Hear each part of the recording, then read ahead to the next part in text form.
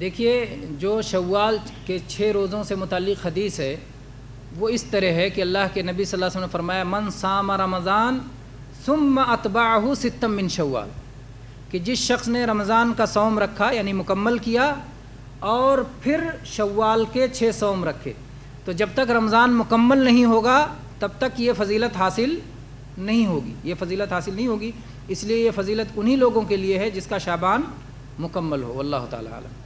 قضا کرنے کا موقع نہیں ملتا۔ اگر وہ بیک وقت قضا کی نیت بھی رکھ لے اور شوال کی بھی نیت کر لے تو